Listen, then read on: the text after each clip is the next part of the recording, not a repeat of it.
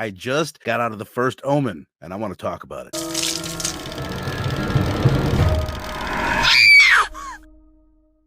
All right, so as I said, I just saw this thing, so it's super duper fresh, and I just did a review on the OG Omen, and I just watched the whole franchise recently, so I'm kind of up on it. I was pretty excited about it going in. It didn't disappoint for the most part. For the most part, I really enjoyed the movie. It wasn't what I expected in certain ways, but I guess it was in a lot of ways too. I'm going to start this off spoiler free for like the first bit, and then I will give a big spoiler warning before I do get into spoilers. But the movie's got a really good open. It kind of sucked me in right off the bat.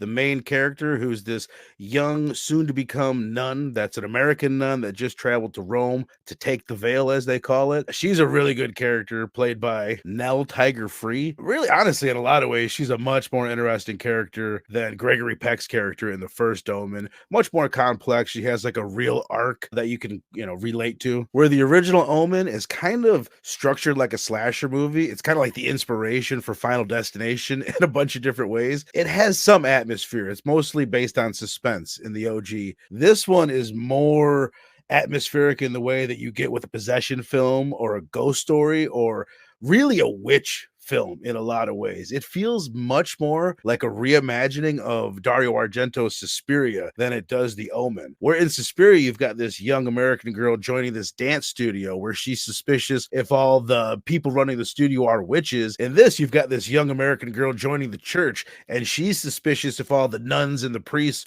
are actually Satanists. As far as it being scary, I would say it leans into being scary more than the original Omen does, I think. Is it scary? I don't know. I mean, I see a lot of these things, so it not really. There are a couple jump scares, but it's not a film that bases its scares around jump scares. It is more about tension and creating this eerie atmosphere. In a lot of ways, it does that a little bit like the It movies do, where you've got people having hallucinations. You're not sure if it's in their head. It's more psychological. As for the little girl in the movie, and I'm not going to spoil anything, it's not really in the way that The Omen is. It's not like a creepy kid movie. She's more of a complex character than Damien is. You have more sympathy for her, and there's a lot more question whether or not she is evil. In the original Omen, you're pretty sure that that kid is evil. As far as ways that it ties into the original Omen, we have Father Brennan playing a fairly large role in this film. He's played by Ralph Ineson, who's amazing in The Witch.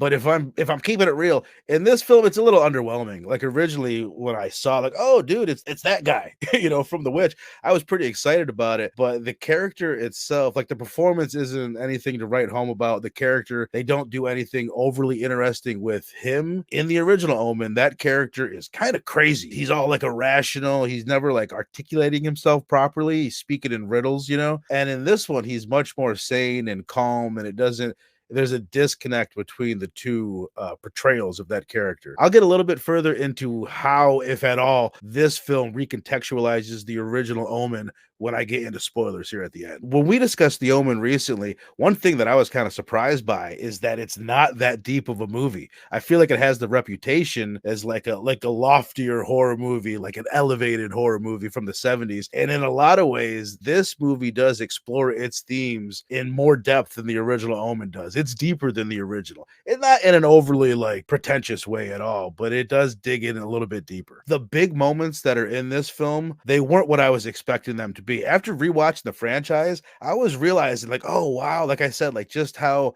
Final Destination like the Omen franchise is. So I was kind of going into it expecting a bunch of fun set piece kills where it looks like an act of God. But that's pretty much what the franchise is, these act of God kills. It's not like a bunch of those types of kills throughout the movie. There are big moments, but as I said before, they're more these psychological moments. And there's great imagery too, but it's not what I was expecting, I guess is what I'm saying.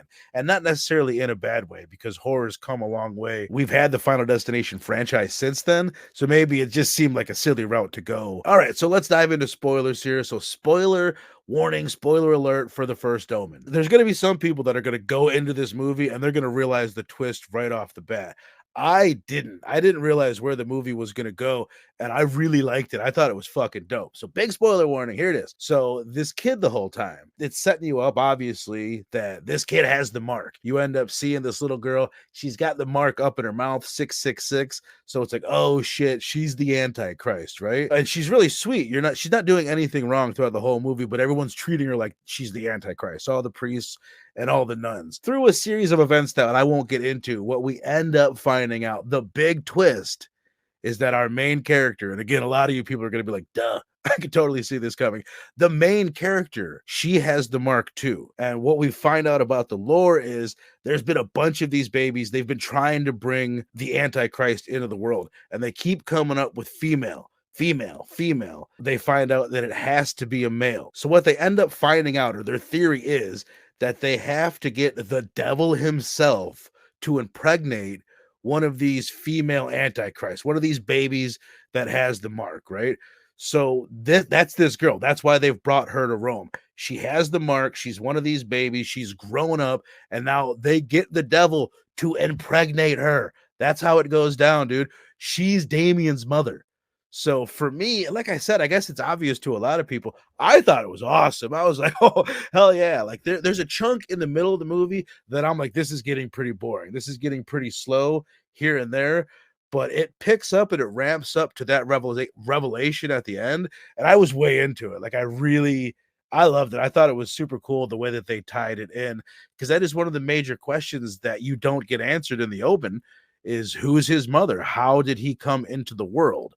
So the other big part, that they're adding to the lore is the motivation why these priests and these nuns are involved in bringing the Antichrist to the world. This is pretty lame, in my opinion. I don't really love this part of it. Their idea is that it's the 70s, man, and we've got all these godless kids and like people aren't going to church. So they're going to bring the Antichrist back into the world to scare people into going back to church. I think that's pretty lame. I didn't enjoy that. It's not the worst thing in the world, so it doesn't like ruin the movie for me, but it is pretty lame. I'm going to go ahead and rate this thing an enthusiastic 3.75 out of 5. If I watched it again, it could maybe creep up to a 4. It could maybe slide back down to about a 3.5. So yeah, I would say I recommend it. It's worth going to the theater to see. It was cool to see on the big screen. The music was banging at times, especially when you have like the big reveal. You get the holy,